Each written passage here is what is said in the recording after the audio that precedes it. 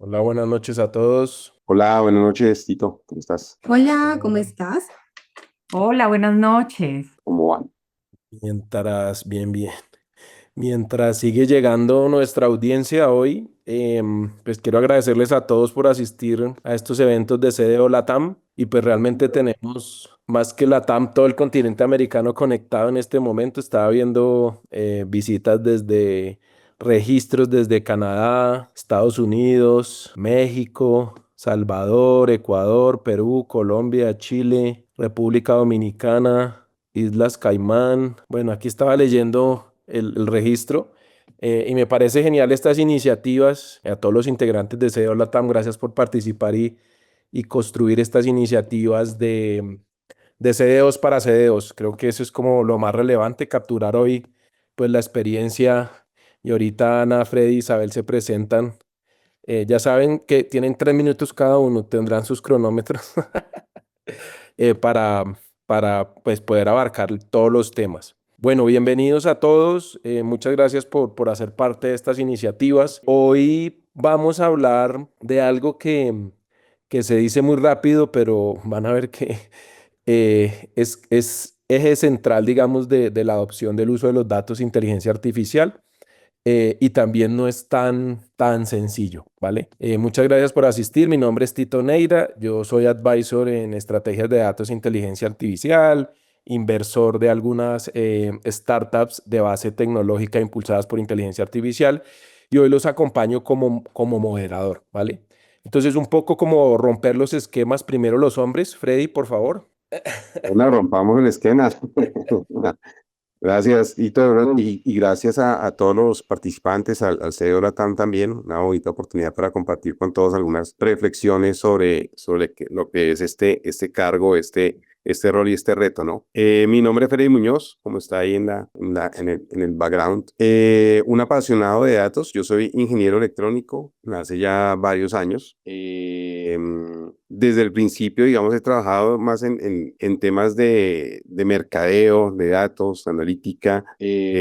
Al final, la profesión de ingeniería me quedó más como hobby que como un medio para ganarme la vida, pero también siento que los datos hay que vivirlos con pasión y hay que vivirlos como un hobby. Entonces, me gusta programar desde muy pequeño y aquí he encontrado un espacio donde aplicar un poco todo eso. Y con alguna nostalgia siente uno como a medida que va evolucionando en su carrera se va alejando como de esas bases de la programación, del código, de estar metido ahí al frente del cañón y va uno transmutando en roles, por supuesto, más estratégicos, más de contacto con el negocio, más de aporte de valor, va creciendo uno y va adquiriendo nuevas responsabilidades. Entonces, es una carrera muy bonita. ¿Qué más les puedo contar? Pues papá de dos lindos niños, con mi esposa muy contentos, muy orgullosos de ellos. Y bueno, a la orden para lo que se les ofrezca. Actualmente trabajo en un holding financiero, de un grupo de compañías de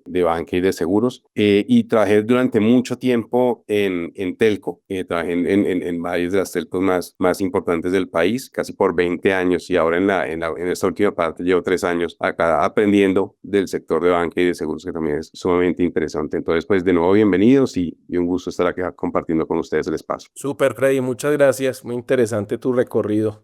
Bueno, sigamos en orden alfabético, pero como profesor de colegio, señorita Zuluaga, por favor, invertí la lista para De arriba para el abajo. hielo. De abajo para arriba. Bueno, no, pues mucho gusto, qué bueno estar aquí en este espacio conversando. Yo soy Isabel Cristina Zuluaga. Actualmente tengo el privilegio de liderar la vicepresidencia analítica de Intuya. Estoy en este cargo desde hace 5 años, en Intuya llevo 8. Llegué a crear precisamente las capacidades analíticas de la compañía en ese momento. Antes de eso trabajé 10 años en Bancolombia, donde también tuve un recorrido muy grande en analítica, especialmente en el área de riesgos. Y la verdad es que soy una apasionada de este tema desde incluso antes que estuviera tan de moda, ¿cierto? Cuando nosotros éramos muy poquitos en las organizaciones, éramos como los raros que nos estábamos dedicando a esto. Entonces he sido una pionera y he visto como pues este campo en el que estamos ha ido creciendo y lo he disfrutado mucho. Entonces también por mis manos han pasado pues varios profesionales que van yendo a otras empresas ahí como llevan esa semillita que vamos creando. Y la verdad es que pues sí, llevo muchos años trabajando en esto y una de las cosas que más me gusta, además pues de estudiar y el tema académico, es esa generación de valor que desde la analítica le podemos dar a las organizaciones, ¿no es cierto? Porque tal vez en algunos momentos nos volvemos muy académicos, pero cuando también somos capaces de pasar ese momento académico y tener conversaciones valiosas, pues analítica se pone en el foco de la organización y eso es algo que disfruto mucho. Soy ingeniera financiera en la Universidad de Medellín, me especialicé en estadística en la Universidad Nacional, también hice una especialización en gestión de portafolios en el IEB de Madrid, soy maratonista, en mis tiempos libres corro, pero sin duda pues mi título favorito es ser la mamá de mi cliente de hace 2 años y 10 meses y pues ese hombre es el amor de mi vida, entonces eso es un poquito de lo que soy.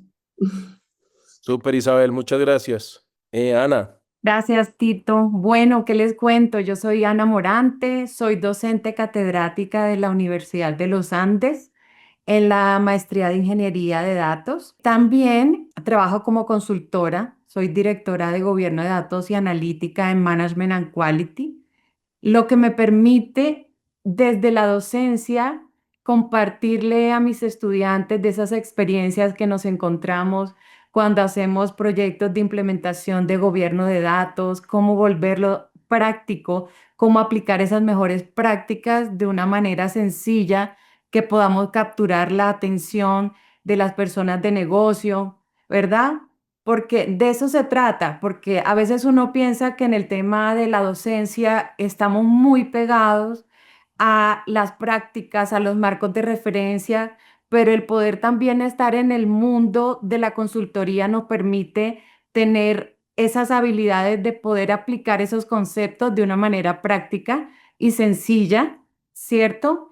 En las empresas. Ya llevo de experiencia más de 23 años en proyectos de datos, de analítica, de arquitectura empresarial y transformación digital. Me encanta ver los datos desde la estrategia, de ahí que he estado como en ese camino desde la estrategia hasta llegar a los datos, porque siento que los datos obedecen a la estrategia de la organización, deben seguir esa línea, ¿cierto? Para apoyar la materialización de la estrategia de las organizaciones. Entonces me gusta mucho estar formándome en temas de arquitectura, de gestión de datos, de transformación digital para poder enriquecer esa gestión que hacemos desde la consultoría y desde la docencia. ¿De mí qué les cuento? Bueno, pues tengo una hija que ya casi cumple 15, estamos en plena adolescencia y es una etapa súper linda de mucho aprendizaje.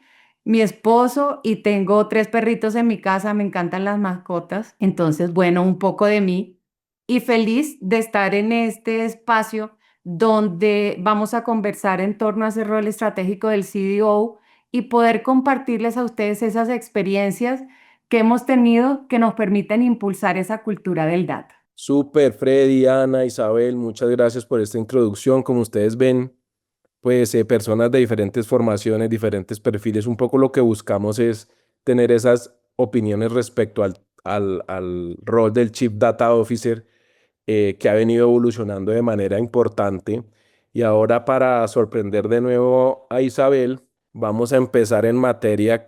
Te dije para que te fueras preparando, ¿no? Para que no te cogieras así asustada como ahorita con la pregunta de te presentaras. Bueno, Ana mencionaba que es docente de la Universidad de los Andes. Esta es una iniciativa en conjunto con la Maestría de Ingeniería de Datos de la Universidad de los Andes, del Departamento de Ingeniería de Sistemas de la Facultad de Ingeniería.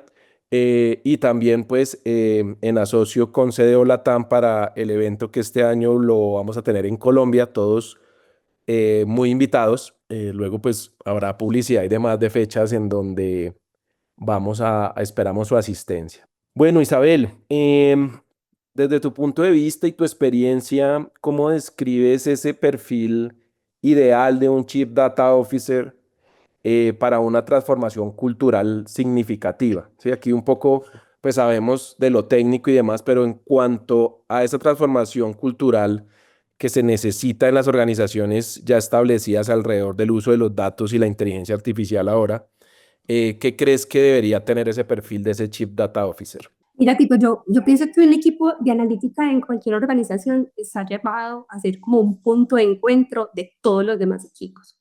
Cada equipo de la organización tiene un sombrero, tiene un objetivo, tiene una misión muy específica. Cuando llegan al equipo de analítica, nosotros somos como Suiza, yo siempre digo eso, porque nosotros no tenemos como una misión especial más allá de servir a toda la organización. Entonces, tenemos que ser un punto de encuentro, tenemos que tener además esa vocación de servicio, ser muy neutrales, escuchar, saber interpretar pues, los problemas con los que nos llegan, hacer las preguntas correctas, tener conversaciones que potencien donde tú puedas extraerle al otro que te está contando qué es lo que realmente necesita para que tú puedas diseñar muy bien cuál es el problema que se está generando y también ese equipo también necesita encontrar el cómo sí en una situación, porque generalmente cuando llegan acá, pues están buscando una solución que tal vez ellos no han ido encontrando y necesitan como ese socio. Entonces, hay que estar súper abierto a darle la vuelta a varias situaciones, encontrar muchos caminos, exponer diferentes alternativas, sino que haga una convocatoria para una conversación sin sesgos, que parta de los datos, de cosas, como te digo, siempre muy neutrales. Entonces, ese es el objetivo de un equipo de analítica en una organización, más allá, como tú dices, de lo técnico. Normalmente las organizaciones dan por sentado que tú tienes todo el bagaje técnico para resolver los temas, que lo vas a hacer con el mejor método estadístico posible, que vas a utilizar la solución correcta. Entonces eso ya se está dando por sentado. Por supuesto, tú lo tienes que tener, tu equipo lo tiene que tener, tienes que asegurar que las personas que contrates tengan pues como toda su capacidad técnica, pero eso no es necesariamente lo que la organización necesita, ¿cierto? Entonces sí, un data officer necesita conocer cada herramientas estadísticas posibles, pero lo que necesita es conectar. ¿Cómo va a conectar esos casos de uso que debe resolver? Perdón, mi pena salió. ¿Cómo va a conectar todas esas cosas de uso que debe resolver? Tiene que garantizar la rigurosidad y la calidad de los datos, de todos los algoritmos, de todo lo que entrega, pero de nuevo tiene que tener una conversación, ¿cierto? Entonces, para mí lo más valioso es luego cómo va a ser el traductor, cómo va a traducir todo eso que le van a entregar los datos y entregárselo a ese usuario que está esperando una respuesta, ¿cierto? Entonces, de nuevo, pues la comparación tiene que ser el término de ese usuario, mostrarle el valor de la solución, cómo va a ser un incremento de valor en los indicadores que tiene que responder la compañía, bien sean ingresos, en gestión, en cartera, pues en la industria en la que estemos conversando, pero todo el tiempo tiene que ser, pues si tú usas esto, vas a tener ese incremento de valor y inmediatamente hay una conexión porque pues, van a ver como el valor de por qué vinieron acá e incluso pensar en temas de monetización y demás y así entonces las conversaciones se vuelven muy poderosas con los usuarios, ¿cierto? Al hacer eso sistemáticamente y tener esa conversación y entonces hacer esas entregas del valor, un CDO se vuelve un aliado estratégico para la organización. La organización siempre va a empezar a valorar esa participación y lo que va a hacer es buscar cada vez más a ese equipo de analítica. Entonces, eso va a ser un equipo de analítica que va a estar conectado con la estrategia, que va a estar entregando soluciones, que sabe que su trabajo del back realmente no está en back porque está entregando y está conectado con la estrategia y está cambiando una cosa. Entonces, no hay nada más bonito para uno pues, de las personas que están trabajando de ver su trabajo en acción y cómo eso transforma la organización. Entonces, el hacerlo sistemáticamente hace que se vuelva un socio para esa transformación de la organización. Súper, Isabel, muchísimas gracias. Yo siempre que modero este tipo de foros trato de no hacer lo que no me gusta que hagan los moderadores, que es hablar más que los invitados. Entonces, voy a tratar de hacerlo. Solo para dar indicaciones. Porfa, los que quieran ir enviando sus preguntas respecto a lo que vamos hablando, las pueden ir enviando ahí por el chat para ya al final poder recapitular sobre algunas de esas preguntas. Muchísimas gracias, Isabel. Bueno, Freddy, para que se vaya preparando. Ya hablamos del rol del Chief Data Officer, orientado a negocio, aliado estratégico. Obviamente lo técnico ya es algo que se tiene que dar por sentado porque si no, pues no se puede construir nada. Eso desde el individuo en ese rol. Ahora, desde tu experiencia, que como dices, ha sido desde código hasta alejarte del código y estar más en funciones, digamos, más de negocio, más estratégicas dentro de la organización. Precisamente, ¿qué barreras culturales tú has percibido que en las organizaciones uno se enfrenta para lograr impulsar que la organización sea impulsada por datos? Bueno, gracias, Tito. Y muy interesante esta pregunta. puedo destacar dos barreras, pensaría yo. La principal para mí es el miedo al cambio. Hay que tener coraje, valentía, vibrar en altos niveles de conciencia para poder lograr asumir, digamos, el reto por parte de muchas áreas de negocio. ¿Y de qué hablo con el miedo? Siempre que llegan esas revoluciones industriales o mini revoluciones industriales dentro de las organizaciones, pues la gente tiene incertidumbre sobre qué va a pasar con mi puesto de trabajo. ¿Será que mi rol lo va a reemplazar una máquina? ¿Será que un algoritmo de machine learning va a desplazar a los operadores de un call center? ¿Va a desplazar a la fuerza de ventas, etcétera? Ahora más con la inteligencia artificial, por supuesto, está esa incertidumbre sobre la automatización.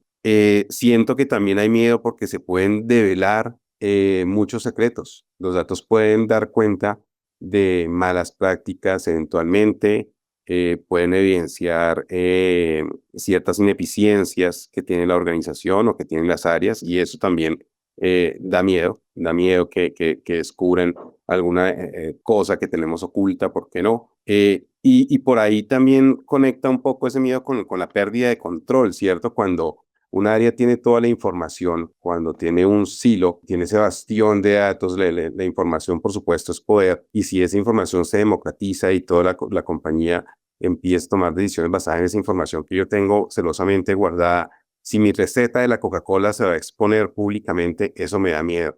Y creo que es la principal barrera. No es tecnológica, no puede ser, no, seguramente no es de conocimiento tampoco, porque esas cosas finalmente el dinero las resuelve o la inversión la resuelve. Yo puedo de alguna forma alquilar o comprar ese conocimiento, puedo invertir en tecnología haciendo inversiones también en dinero. Incluso al tiempo podríamos hacer alguna cuestión para manejar la restricción de tiempo, pero el miedo es muy difícil de cambiar y culturalmente es difícil. Y luego de eso, pues ya vienen una vez superamos el miedo, creo que hay que superar la falta de confianza en los datos, porque al principio no tenemos una estructura suficientemente sólida de gobierno y uno no comienza muchas veces por el gobierno, sino busca más entregar ganancias rápidas, quick win, este tipo de cosas. Entonces, de pronto crecemos de forma desordenada y esa misma entropía va a hacer que en algún momento fallemos y algo salga mal. Y ahí va a iniciar de alguna forma una percepción errónea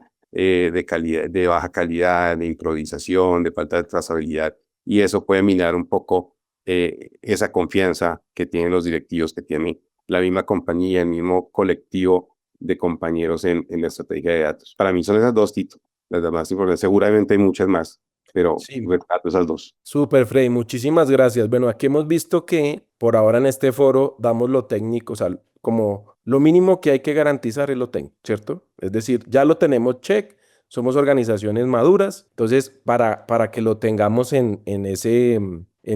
sobre ese supuesto, ¿vale? ¿Por qué? Porque si nos vamos a trabajar solo al otro lado, pues y si no tenemos nada técnico, pues no podemos construir. Entonces, un poco para que los que no están muy metidos en este mundo, o sea, lo técnico ya lo tenemos garantizado. Y eso Isabel lo acotó, Freddy lo acotó, y de cierta manera hasta de pronto no solucionado, pero de alguna manera solucionamos.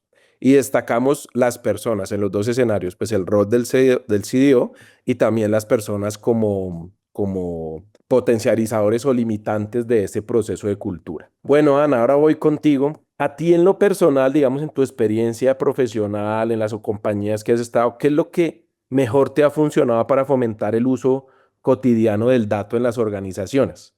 Como esas estrategias que has visto o que has vivido o que te han comentado los alumnos, bueno, en toda tu experiencia profesional, ¿qué es lo que has visto que mejor ha funcionado para eso? Bueno, te cuento, ya me tocó el turno, llamado a lista. Bien, estrategias que he vivido que han funcionado o que me han comentado mis estudiantes. Uno, conectar con las necesidades del negocio. A veces uno pretende hacer un macroproyecto, ¿cierto? Y abordar muchos temas, pero si partes de las necesidades del negocio, de cuáles son esos puntos de dolor, es un buen inicio. Me llamó la atención y coincido con Isabel que decía que hay que escuchar. Para poder comprender las necesidades de negocio hay que escuchar, no oír. Escuchar que me permite comprender las necesidades y eso implica que tengas unos soft skills y es poder entender el negocio, poder hablar en el lenguaje de negocio y escuchar. de manera que cuando te digan una necesidad, tú puedas comprenderla y plantear una solución de cara al equipo técnico, ¿sí? Más allá de las herramientas, de los algoritmos. Entonces, ese me parece un punto clave porque a veces en ese levantamiento de necesidades ponemos personas muy técnicas que no entienden lo que el negocio requiere y cuando entregamos una solución resulta que eso no era lo esperado. Entonces, un punto clave, entendimiento del negocio, la escucha, entender el contexto del negocio, poder conversar en ese mismo lenguaje. Otro tema importante que ya lo decía Freddy, hacer un buen plan de gestión del cambio o plan de cambio cultural. ¿Y eso qué implica? Vamos a enfocar en los miedos que decía Freddy. ¿Qué pasa si yo me subo en este bus? ¿Será que pierdo el trabajo? ¿Me van a reemplazar? O más bien esto va a beneficiarme en lo que voy a hacer, ¿sí? Pero no solo se queda ahí, también tiene que haber un plan de formación. Y cuando digo plan de formación, no me refiero a hagamos una capacitación en el DAMA, en el modelo de gobierno y gestión. Está bien, es importante conocer, pero hay que formar a las personas en habilidades duras y blandas que tienen que ver con el uso de los datos. O sea, desde saber cómo leo un tablero con unos indicadores hasta llegar a tomar decisiones con los datos. Y eso implica que este plan de formación tiene que estar segmentado por roles, ¿cierto? Ahora, voy a otro tema que tocó Freddy. ¿Cómo gano confianza? Una de las estrategias que funciona súper bien son los quick wins. Es decir, cómo planteo ciertos alcances muy focalizados, pero que tengan un impacto bien importante en tu organización, ¿cierto? Y que podamos mostrar resultados muy rápidos. Cuando hablo de quick wins, estamos hablando que si vamos a hacer implementaciones en torno a los datos, que no sea más de 4 semanas. Porque si tú ya te vas a 6 semanas, eso ya es un proyecto. Entonces, importante, quick wins, mucho impacto, impacto visible en tu organización desde la alta gerencia. Con eso generas confianza en que esas definiciones que estás haciendo como CDO tienen resultado. Esos lineamientos, estándares, políticas que a veces se ven tan densos, ya los aplicaste en un alcance pequeñito. Ya pudiste decir, y de este modelo analítico avanzado, este es el dueño del dato, con esta persona tomo decisiones si hay temas de calidad, ¿sí? ¿Qué impacto tiene ese modelo analítico en tu organización? Entonces, fíjense que con esos quick wins abordamos el tema que mencionaba Freddy de ganar confianza. Y un último tema que veo que funciona súper bien y me ayuda con la sostenibilidad es la metadata. Y a veces uno le hablan de metadata y dice, uy, eso es re técnico.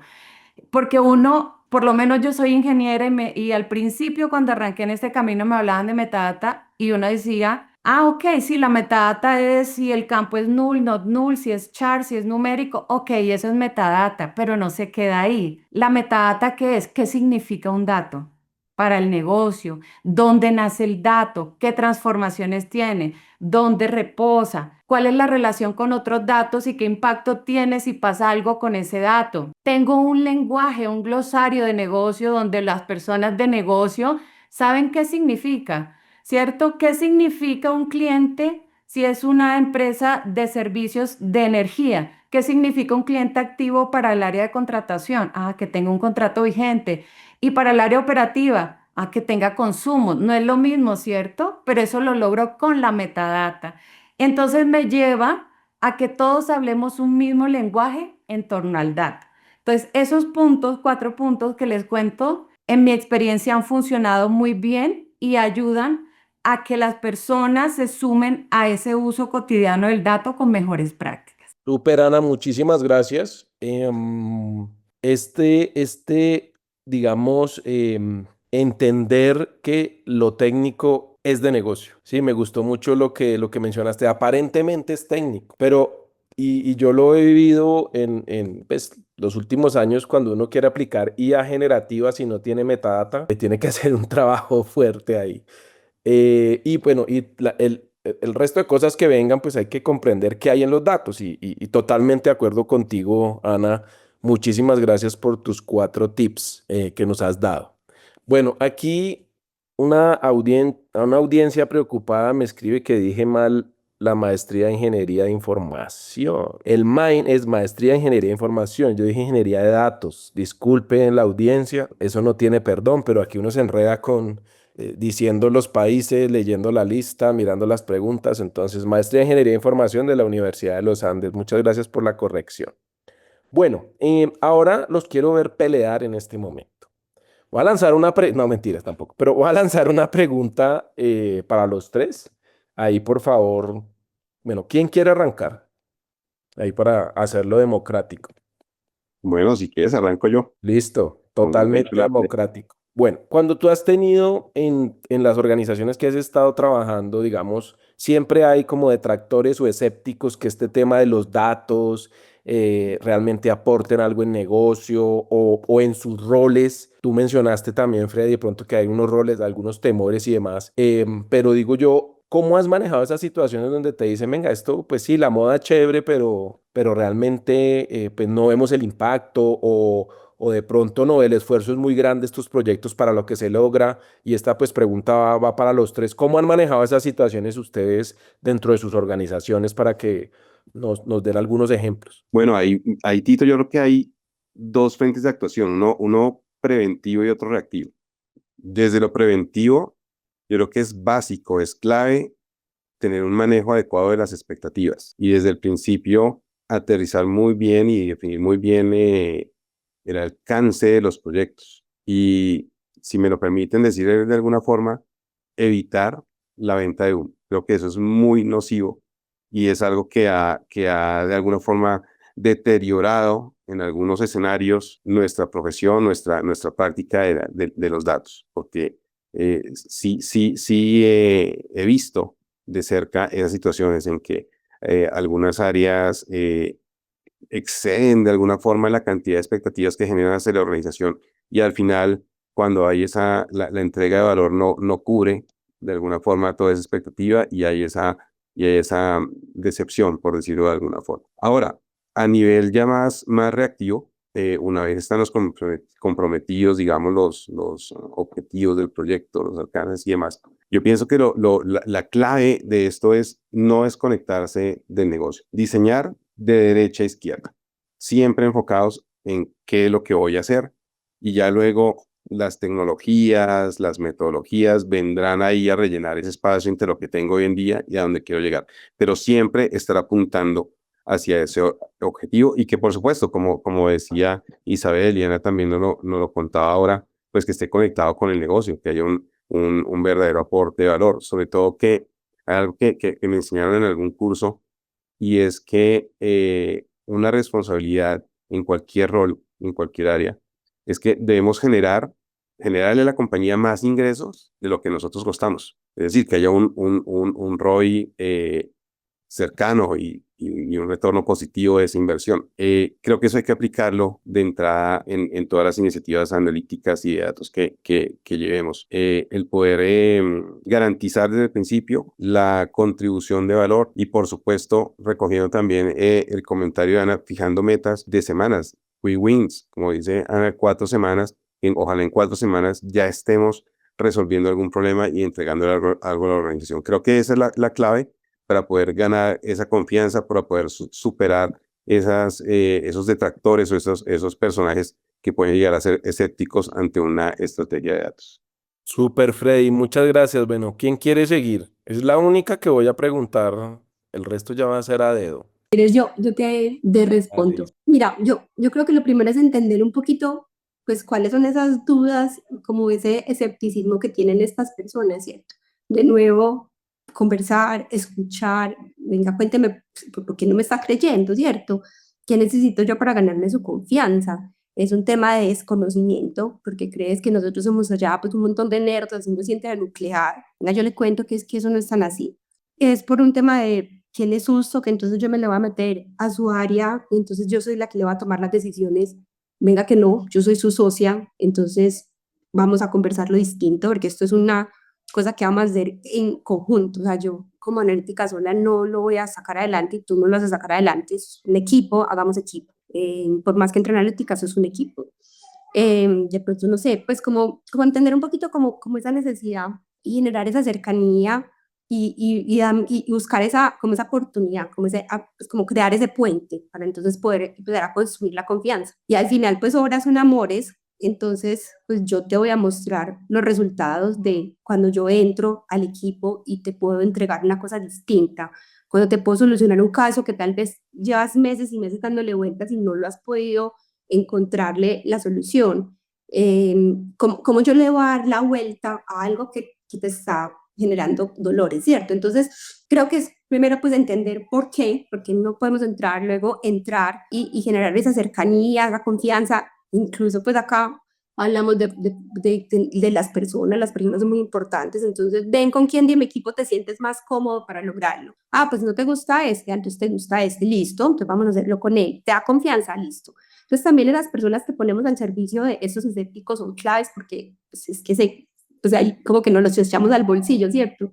Que no le voy a hablar con alguien que no le creo a alguien que tal vez llevo mucho tiempo viéndolo y entonces sí le voy a creer. Entonces se genera un lazo muy distinto. Y pues al final, como les decía, pues esas obras son amores, entonces como le voy entregando valor semana tras semana, nosotros en Tuya, por ejemplo, trabajamos con Sprint, cómo le voy entregando valor sprint tras sprint en esas metodologías, incluso voy haciendo unos crecimientos poco a poco y incrementales semana a semana para lograr lo que queremos y cómo vamos haciendo la medición, ¿cierto? Porque es que al final, de nuevo, los datos son los que van a hablar solitos por nosotros. Entonces, venga, yo lo mido, escojamos juntos un indicador de negocio, que usted me diga qué pasa con y sin analítica, listo, entonces usted sin analítica, ¿cuántos ingresos generó? 20, listo, dile que con analítica le va a dar 35.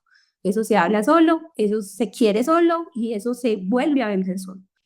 Voy a reducir este otro indicador, voy a tener más efectividad, voy a hacer estas conversiones. Entonces, venga, hablemos en el mismo idioma para que nos conectemos y entonces yo me voy ganando la confianza de esa persona, ¿cierto? Y creo que al final, pues, es no tomárselo personal, ¿cierto? Porque cada uno pues, hablando desde su barrera.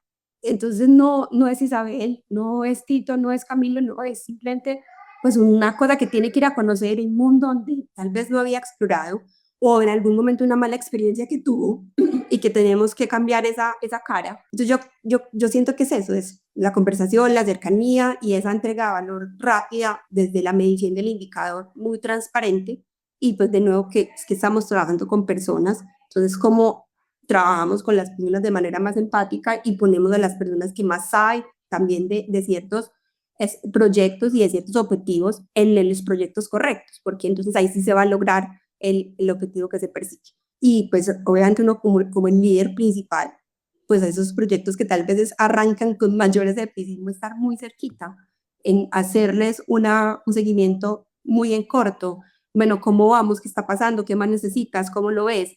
¿Estás tranquila? ¿Qué más te puedo entregar? Entonces, esa conversación cercana también genera pues esa confianza que estamos hablando y teje ese puente entre esos dos equipos. Súper, Isa, muy bien. Ana, cuéntanos. Bueno, ¿qué les cuento? Aquí escuchando a Isabel, concuerdo con Freddy e Isabel en lo que han comentado. En ese conectar para identificar las necesidades, creo que es muy, muy importante. Una vez que conectamos, entendemos, comprendemos, hay que priorizar, ¿cierto? Porque muchas veces lo que para ti es urgente, para otro no es urgente y entonces, ¿qué es lo urgente para la organización? Y es donde debemos definir unos criterios de priorización que vayan en línea con los objetivos estratégicos de tu organización. Sí, porque todas las áreas te van a pedir cosas, pero ¿por dónde empiezo? ¿Qué es lo más importante? ¿Qué es lo que tiene impacto para tu organización?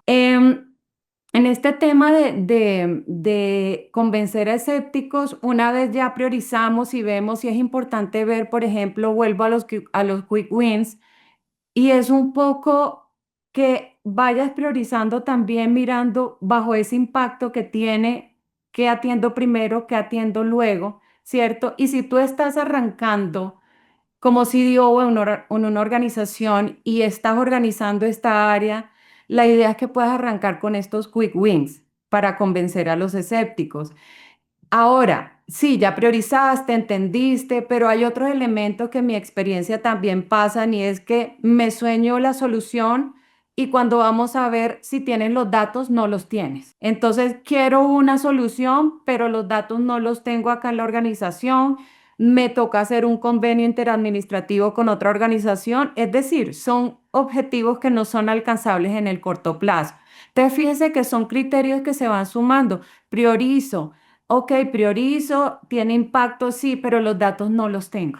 Entonces, son elementos que hay que tener en cuenta para también lograr eso y convencer. Quiero compartirles una experiencia que tuvimos en el Ministerio de Educación, donde hicimos una arquitectura a nivel sectorial, que esto incluye colegios públicos privados, universidades públicas privadas, etcétera, etcétera, incluso las secretarías de educación, y salieron de ese ejercicio un montón de iniciativas y dijimos, ¿cómo vendemos esto? Elegimos una iniciativa que llamamos prueba de concepto, que era tener la trayectoria académica de los estudiantes desde preescolar hasta educación superior. Y dijimos, ¿los datos están? Sí. ¿Tiene impacto? Sí, porque impacta a todos los establecimientos educativos en los diferentes niveles, secretarías de educación. Entonces fue un proyecto que sacamos muy rápido, tuvo impacto en todas las entidades que conforman el sector educación, pero también como el Ministerio de Educación tiene la responsabilidad de garantizar la permanencia de la población en el sistema educativo.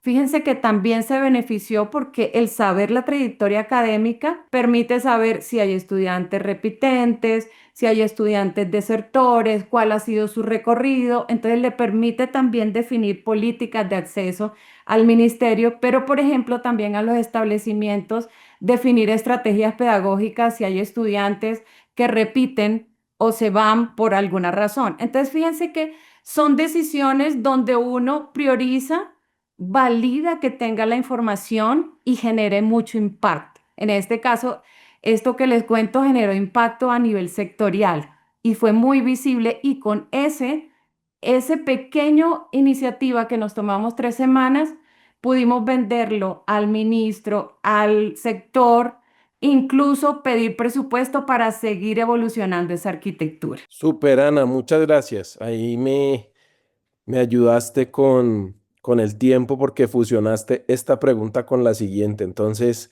¿qué viene para Freddy y para Isa? Pensemos en un proyecto así como el que Ana nos describe, en donde se generó un impacto positivo, ¿cierto? Para que nos cuenten como ese, uy, ahora llegó el gato, llegaron los hijos gatunos. Eh, ese proyecto en donde el dato transformó una decisión o una estrategia, así como nos contó Ana, y qué aprendieron de eso. No sé, Isa primero, ahí, como para cambiar el orden. Perfecto. Pues sí, incluso nos pasó pues hace un par de años. Ustedes, pues, nuestra compañía es una compañía del sector financiero que se encarga pues de ser aliado de los de principal retail de Colombia, que es el Éxito.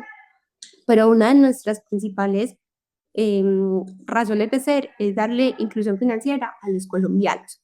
Todos nosotros tenemos un nicho de mercado de colombianos que quieren los salarios más bajos que el resto de bancos, ¿cierto? Y después de la pandemia todos sabemos pues que hubo un crecimiento acelerado de la demanda y la oferta de crédito y tuvimos unas buenas colocaciones en ese 22.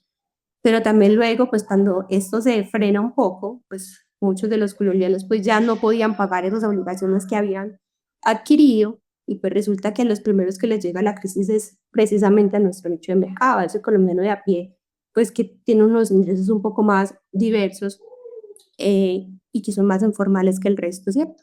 Entonces nosotros nos enfrentamos a finales del 22, inicios del 23 a un tema de gestión de deterioro de cartera importante, y pues como organización lo primero que sabíamos que había que hacer era rodar el equipo de cobranzas, porque nosotros en nuestra compañía tenemos la cobranza en su mayoría muy interno, la operación se hace desde acá, entonces pues ahí teníamos que enfocar todas las fuerzas de la organización para poder generar una cobranza distinta que lograra hacer una buena recuperación de esa cartera. Nosotros siempre habíamos trabajado con el equipo de cobranzas y con el equipo de riesgos muy, pues como en modelos y esto, pero lo que logramos en este caso ya fue otra cosa. Creamos y convocamos ya un equipo que estuviera sentado en la misma mesa.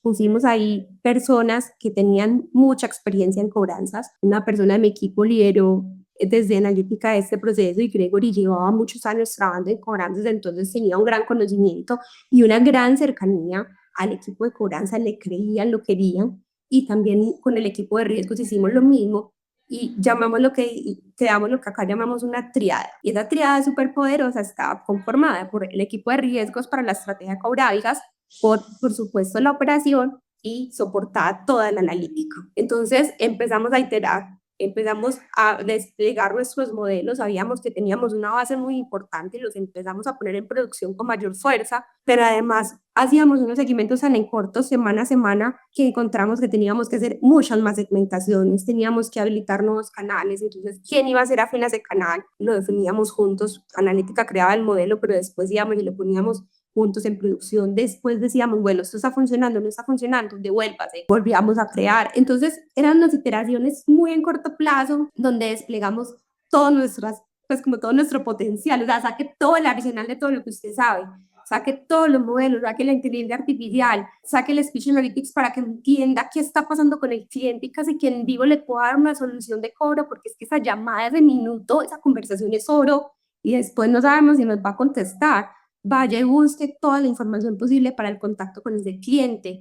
Entonces, era como una carrera contra el tiempo, pero todos estábamos como engranados de una manera perfecta y lo logramos, ¿cierto? O sea, el objetivo era común y el engranaje era perfecto, no era el aplauso del equipo analítico, no era el aplauso del equipo de riesgo ni de cobranza, era el aplauso era para poder voltear la situación de la compañía y tener de nuevo un indicador de cartera que fuera sostenible para nosotros y que no nos generara más provisiones.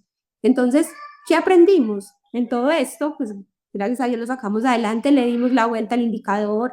En este momento ya tenemos una cartera sana que nos ha permitido además, va a ser otra vez la base para poder volver a hacer un crecimiento sostenible de la compañía. El equipo de cobranza lo hizo súper bien. Y lo bueno de esto fue que todo lo que hicimos se quedó. O sea, no fue como que para ese momento y lo apagamos y entonces nos fuimos, no. Diga que es que esto funcionó súper bien. Los usuarios ya están súper montados con la analítica, le creen, nos quieren y les gusta trabajar con nosotros. Entonces, muchas de las cosas que se hicieron siguieron implementándose y otras se siguieron refinando en el tiempo. Entonces, ya ese equipo de cobranza ya no solamente es de cobranza, sino incluso de relacionamiento con el cliente, porque muchas de las cosas que tuvimos que aprender ahí en vivo, en directo y caliente, las estamos exportando a otras áreas de la compañía que tienen algunos problemas que podemos, pues, como extrapolar. Entonces, temas de conversaciones, temas de ofertas, temas de todo, pues se puede llevar a otros espacios. Entonces, aprendimos eso, aprendimos a engranarnos, aprendimos que además la clave para la analítica es sentir el problema propio y que nos tuviéramos que engranar con los equipos. Entonces, eso fue pues, una experiencia muy positiva y que la organización encontró acá muchísimo valor en este equipo.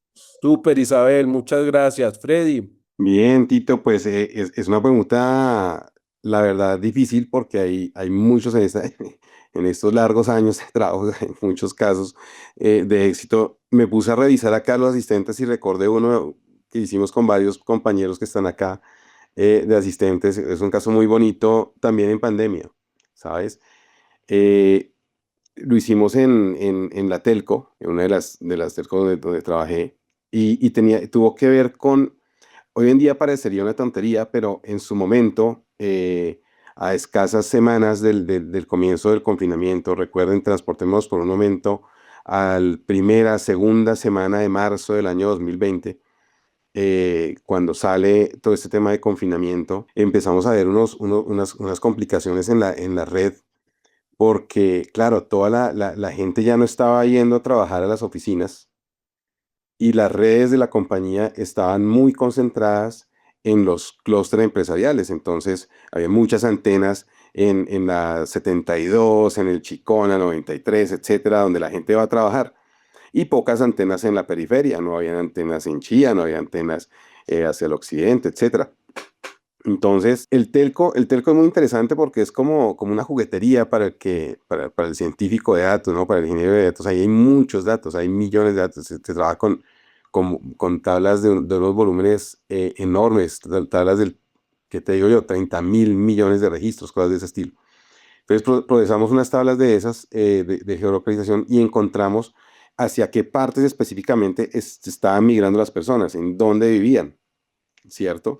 Y con esta información pudimos lograr hacer un call to action muy concreto, que fue empezar a reubicar las antenas y mover las antenas de esas zonas donde ya no se estaban utilizando a las zonas donde realmente vivía la gente y que pues no sabíamos dónde era, gracias a la geolocalización, una cantidad de técnicas ahí de analíticas, pudimos generar unos modelos muy, muy potentes donde se logró hacer eso. Y pues la ganancia de eso, pues poder lograr una continuidad y un buen servicio donde más se requería, porque luego eso venía acompañado de una cantidad de reuniones virtuales, empezó todo ese auge de la virtualidad, del trabajo remoto, y esas redes pues se requerían, era más en las zonas donde la gente trabajaba. Eso creo que fue un proyecto muy bonito que creo que le aportó bastante a la compañía y logró darle una buena continuidad a la prestación y a su calidad y a la disponibilidad de la red. Súper, Freddy, muchísimas gracias, Isabel, muchas gracias. Ahora, en una frase, un error. Ya hablamos de lo bueno, de las bondades, de algo que ustedes dieron, falla en esto. No digan nombres propios ni nada, falla en esto, no sé, pero he fallado en esto. Bueno, ¿quién quiere arrancar? Si quieres, arranco yo, Tito. Dale. Errores comunes. Aplicar al pie de la letra los marcos de referencia y creer que la transformación en torno a los datos tiene que ver con herramientas. Listo. Gracias. Muy precisa. ¿Quién sigue? Yo creo que hay un error y es el tema de la disponibilidad de la información.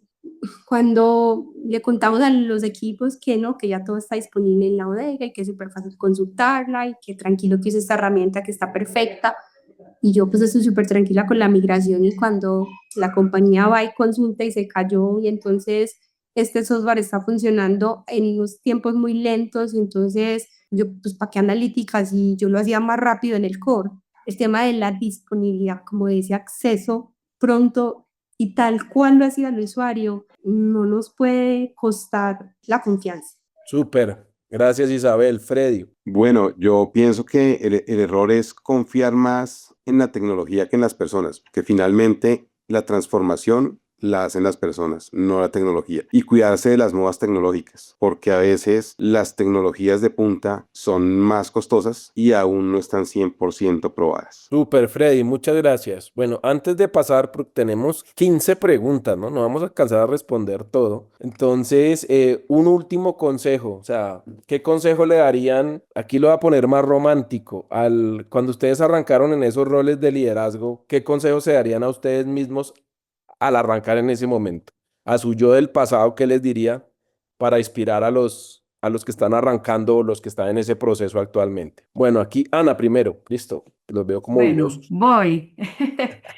¿Qué diría y qué me diría? Define una estrategia clara, concreta, iterativa. No pretendas en un inicio cubrir todo. Y la Súper, segunda que le diría es, no te dejes atrapar por la urgencia, porque a veces nos metemos en la operación y olvidamos lo estratégico. súper, Ana, muchas gracias, Freddy. Bueno, hay que ponerle marketing a lo que hacemos. Las formas son importantes, importan mucho. El look and feel de lo que hacemos es muy relevante. Eso vende.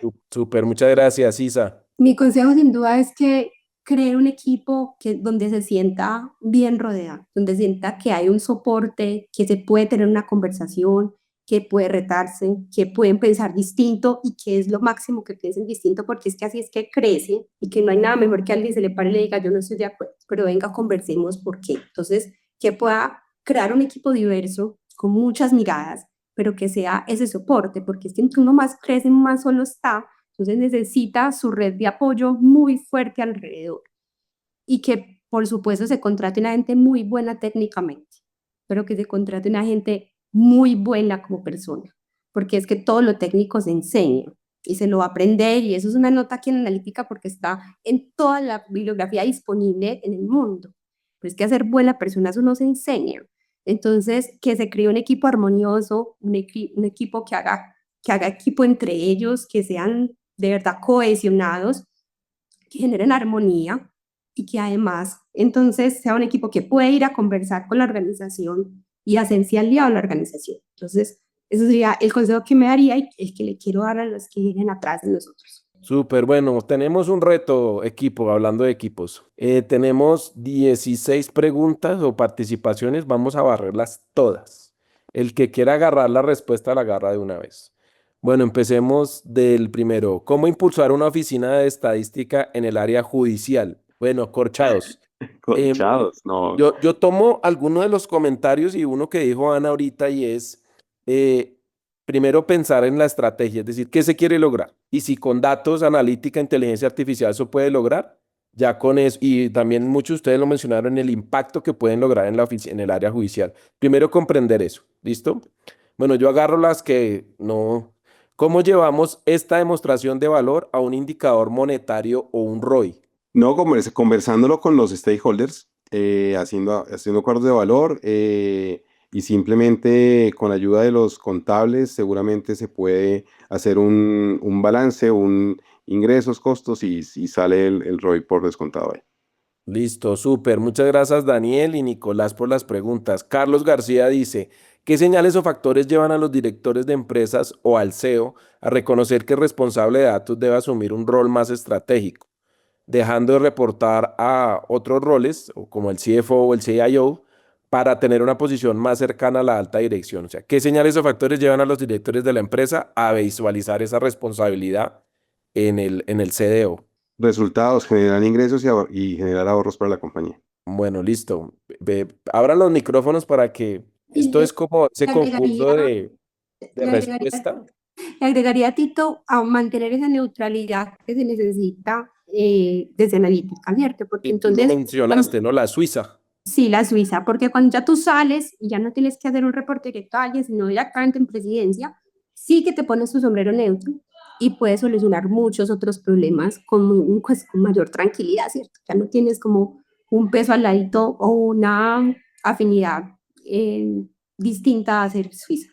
Súper. Muchas gracias, Carlos García, por la pregunta. Misaak Torres, ¿cuál es la ruta que normalmente usan para la gestión del cambio? ¿Algún tip para la gestión del cambio? No creo que veamos toda la ruta, pero algún tip. Para hacer gestión del cambio, primero tienes que saber cómo está tu gente en habilidades duras, blandas, y eso lo haces también a partir de la estrategia que plantees, qué quieres lograr, ¿no? Entonces, primero reconocer cómo estamos para poder decir hacia dónde lo vas a orientar, ¿sí? Y es la adopción de todas estas definiciones de gobernanza, de gestión en torno a los datos, y no solo en prácticas, sino, como digo, en habilidades duras, blandas, porque finalmente esta transformación en torno a los datos se logra por las personas. Y si las personas no acogen los cambios, es muy difícil lograr esta adopción. Entonces, parte de lo que tienes y orienta hacia donde quieras llegar, pero foco en las personas y sus habilidades. Súper, muchas gracias, Ana. Ya John Mario nos hace una pregunta similar, entonces yo creo que con esta ya se responden. Un ejemplo de Quick Win ya lo hicimos varios. Data versus información, creo que ya lo tocamos. María Dolores dice, favor repetir el tercero y el cuarto punto estratégico que debe tener en cuenta un CDO. Creo que esos fueron los cuatro puntos que mencionaste, Ana. No sé si tengas el tercero y el cuarto por ahí a mano. Voy. Entonces, primero hablé de conectar con el negocio y eso tiene Sí. un factor clave que es escuchar, es decir, entender ese lenguaje de negocio. Segundo, victorias tempranas y una victoria temprana decía no más de 4 semanas y que tenga un impacto visible en tu organización. Tercero, la gestión de los metadatos, pensando en que los metadatos no son datos técnicos, sino que tiene que ver también en ese entendimiento y significado para el negocio. Y cuarto, ese plan de cambio cultural que involucra no solo el tema de adopción, sino también de formación de las personas, habilidades duras, blandas y en torno a la gestión de los datos. Súper, Ana, muchas gracias. Fernando pone ahí una pregunta. ¿Considera que la cultura del dato no debe empezar solo en el techo de la empresa, sino en los cimientos de la sociedad, digamos, como etapa escolar o académica? O sea, no, que el dato no debería ser desde solo la empresa, sino también en la sociedad en general. Sí, seguramente, incluso desde la misma educación financiera, desde la misma, no sé, manejo de herramientas ofimáticas, por supuesto que sí, es cotidiano. Súper. Y quisiera yo agregar ahí, y ya se está dando, porque por ejemplo en el colegio de mi hija ya les están enseñando Python desde la primaria. Entonces, estamos en ese proceso de formar sociedad también en torno a los datos. Súper. ¿Cómo mides ROI? Ya habíamos hablado de valor. ¿En qué parte del gobierno corporativo vive el CDO? Y cómo enfrentar el paradigma que los datos deben. ¿De dónde debe depender el CDO?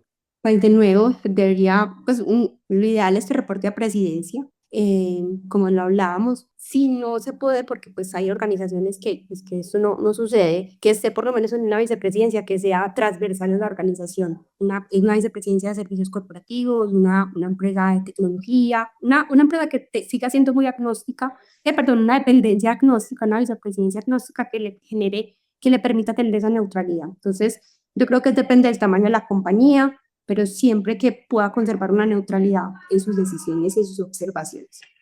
Super, Isa, muchas gracias. Bueno, asumimos el reto de 15, llegamos a 12 y salieron 15 nuevas, entonces eso está como bastante interesante. Yo creo, equipo CDO Latam, que podemos recoger las preguntas y de pronto hacer unos posts posteriores para poder responder ese tipo de inquietudes. Aquí, pues, ya siendo las 7 de la noche y en hora a cumplir el tiempo, creo que logramos barrer la mayoría de los temas. Y como les decía inicialmente, digamos, para CDO Latam es muy importante que esto es una asociación y son eventos de CDOs para CDOs, realmente que ustedes sientan que se comparten experiencias valiosas, se sientan identificados con esto. Muchísimas gracias a la Universidad de los Andes con su maestría de Ingeniería de Información también por el patrocinio para generar estos espacios y el evento. Freddy, muchísimas gracias. Ana, muchas gracias. Isabel, muchas gracias. Esperamos que compartan con nosotros en otros foros. Realmente estas experiencias son muy, muy valiosas para toda nuestra comunidad. Bueno, muchísimas gracias a todos. Feliz noche. Ok. Espero les Gracias haya a gustado el ustedes, evento. Tito, un placer. Buenas noches, un abrazo. Bien. Que estén muy bien. Gracias. Buenas noches. Buenas noches.